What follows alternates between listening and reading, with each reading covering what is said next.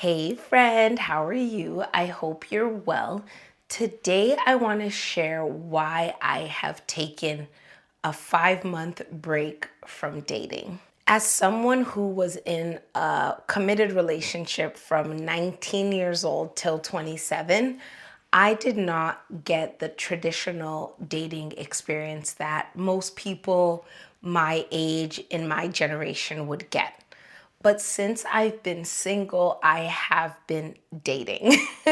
I have been meeting people, learning more about myself, going out, and it has been such a wonderful and also necessary experience as part of my personal development and maturity as a woman who wants to be married someday. Dating has really allowed me to learn about myself. Going out with different people, getting to know them has taught me what I like, what I don't like, what's available out there, and also how I want to be treated. There are things that you think you want, especially when you're in a very long-term relationship, where you don't actually realize that they're not your wants. It's just what's been available, and you convince yourself that it's okay with you. But part of dating for me has been opening my pool of knowledge and experience, being able to understand that, maybe I actually do like flowers. And maybe when I said I hated flowers, it was because the person I was dating never got me any. And because I didn't want to deal with rejection, I didn't ask for flowers. Or people open the door for you so you can step back and not open it, and they will open it for you. And part of the things I've learned have been mind-blowing, and some of them have really shown me that, girl, you were in the pits of bare minimum. There are some things that impressed me so much the first time I experienced them that now they're actually just the status quo of how a gentleman who is intentioned, who likes you, who actually likes you and wants to be around you will treat you. And on top of that, I've also been taking this time to date myself. Dating myself has also really allowed me to set a standard. If you treat yourself in a certain way, if you're buying yourself nice things, when somebody comes into your life, them doing those things for you doesn't put them on this pedestal of you idolizing them, because they're meeting you where you are. You're the one who sets the standard of how you want to be treated. And by setting that standard, people have no choice but to meet you there, because anything that's under will be so obvious to you, because you don't even treat yourself so lightly or in such a mediocre fashion. So no one else can treat you like that. So dating others and dating myself has really helped me learn and grow. It's also important to note that some of the things that I learned while going on dates, I could not have learned while dating myself. I know how to treat myself, how to make myself happy, all of that good stuff. But being in an interpersonal dynamic where I'm dealing with people, where I'm having conversation, where somebody is saying something offhanded and I have to react to that, I cannot learn that by being in the presence of my own company. So both of these aspects have things that are extremely beneficial. And there are also things like setting a standard that I cannot learn in the presence of someone, because they become the standard. So there are parts that you need to do by yourself, and there are parts that you need to do with another person. But all in all of these parts have been good. The last person I dated was the one who really made it clear to me that I wasn't yet at the place that I thought I was. We went on 3 dates, but after the first date, I already felt tense. Not that he made me feel unsafe, not at all, but I did not feel the freeness, the openness that I usually feel around people that I'm interested in. And also, some of his behaviors were things that I wasn't really a fan of. So instead of just following that gut instinct, I went on another date with this individual. The second date as well felt awkward, didn't feel natural, but because prior to that date, I had told him that his intensity was a little too much for me, I then chalked it up to, well, maybe this date wasn't so good because he's overthinking, even though in my hearts of hearts, I knew he wasn't the one. And then we end up going on a third date where he brought me on this date, and I didn't know until I got there that it was a quadruple date. So 3 other guys who are his friends were also there with their respective significant others. I don't know if they're dating or not. And I was kind of blindsided because I wasn't expecting to be around 8 people instead of just one-on-one, you know?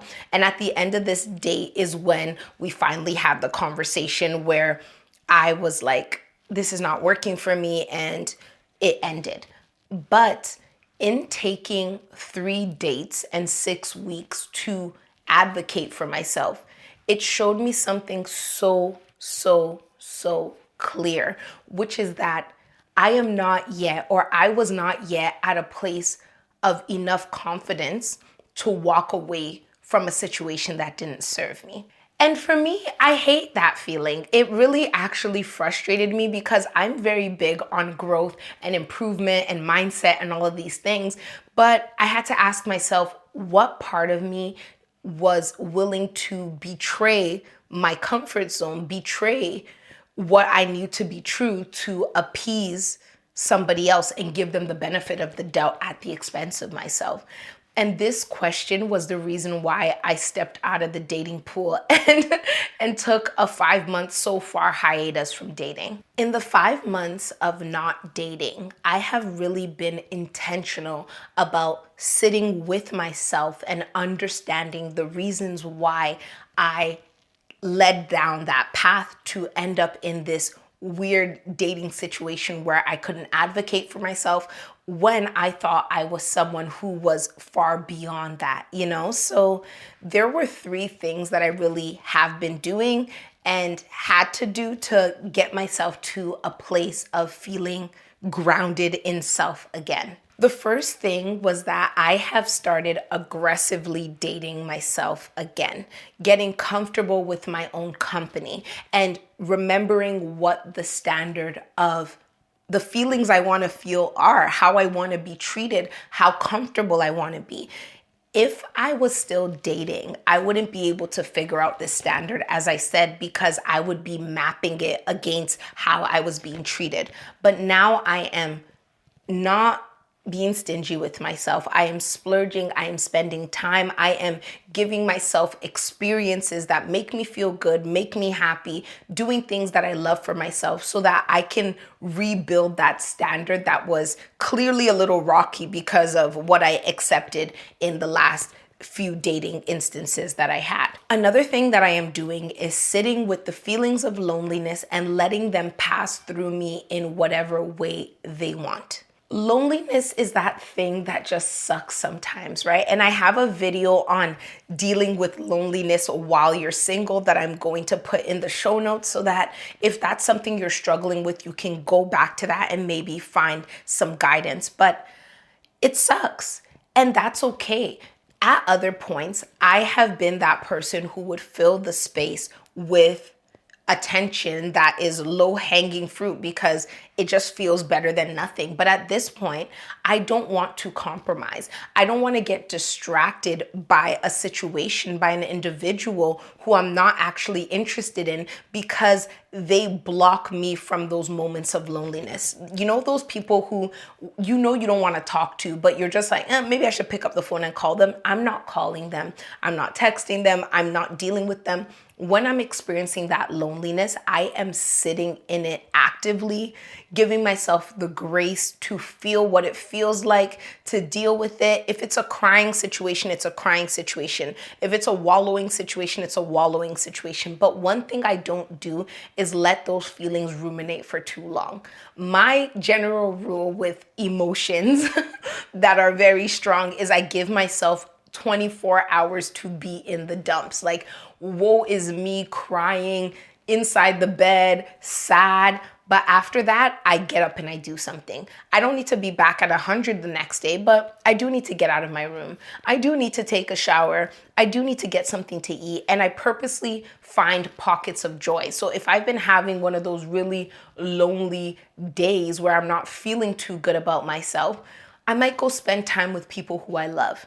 I might go hug my goddaughter. Like, I might just do anything. I might go and get ice cream and French fries and just sit in my car and eat it just to remind myself that there's this one little pocket of my life that might not be fulfilled. But when I step back and look at the grand scheme, I am blessed beyond measure, but not so blessed that I shouldn't give attention to the parts of myself and ignore them, but so blessed that I'm not going to sit in that for too long. And the third thing that I am doing as I take this dating hiatus is that I am strengthening my faith. I am taking time to solidify my foundation in Christ. And what that really does for me is that it reminds me of what is available to me, what God's promises are for me, and the reasons why I do not need to settle. If I truly believe without a shadow of a doubt that everything God says He has for me is mine, I am not going to be enticed by low-hanging fruit. I'm not going to feel the need to indulge in things that don't serve me. I'm going to confidently be able to advocate for myself and leave situations because I am confident in the fact that something better is on the way for me. This is all faith, right? Because I don't see it right now. I don't know where it's coming from, and that can be tough. But faith is for the moments that you cannot see, because if you could see it, you wouldn't need to have faith. And I need to remember that why. So that's really what I'm getting back into. I'm getting back into my word. I'm reading my Bible. I'm taking time. I'm doing Bible studies, reading books that are about like Christ-like relationships, taking in God's relationship to the church, His love for me, and why that's the type of love I want. And all of this is strengthening me enough that I no longer feel rushed. I no longer feel nervous. I no longer feel scared, because God's track record in my life is infinity and He's never, ever, ever failed me. And if I hold that as truth, then when I am in situations that don't serve me, because of the faith of the belief and conviction that something better is available for me, I'm not going to feel like I need to compromise on what I believe in to appease someone, because in the situation I'm supposed to be in, those are not the type of compromises I'm going to have to make. I'm not going to have to make compromises on feeling comfortable. Of course, there's going to be things that I'm going to have to compromise on. I'm not a saint. I'm not perfect, but it's not going to be my comfort level. So I am doing all of this because I know that this is what's needed for this season. Right now, it's been 5 months thus far. I do not know how long this is gonna go, and I'm actually not even concerned. It's not a situation where I'm closing off my mind. If somebody really comes that piques my interest, I will give it a shot. But I'm not out here like, oh, yo, I'm hungry, let me go on a date. I just wanna go on dates. I don't care to, And I think that's the growth, the ability to be able to step back from myself and say, what do I need to do to get back to where I want to be, and being able to do it, especially when it goes against the feelings of enjoyment and going on dates and meeting people and dressing up and looking cute. But that's why I'm doing all of that stuff for myself anyway. So for those of you who might be feeling what I'm feeling, take some time to assess, we want to get married. We want to find that person who's meant for us.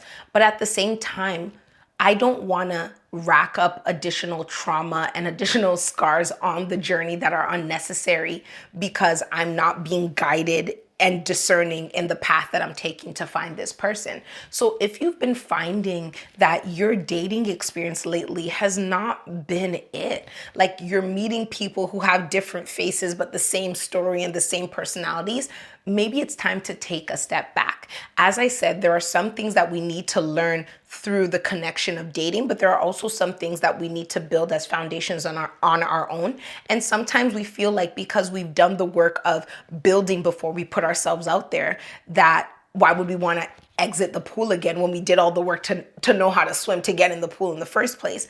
But that's the journey, right? Sometimes we ebb and we flow. The things I thought I needed to initially start dating, I did those things. But as new information has come to my attention about myself, I realized that I need to take another time out to see what I'm doing, how I am being the perpetrator of disaster in my life, and how my hands are actually maybe destroying the things that I want for myself.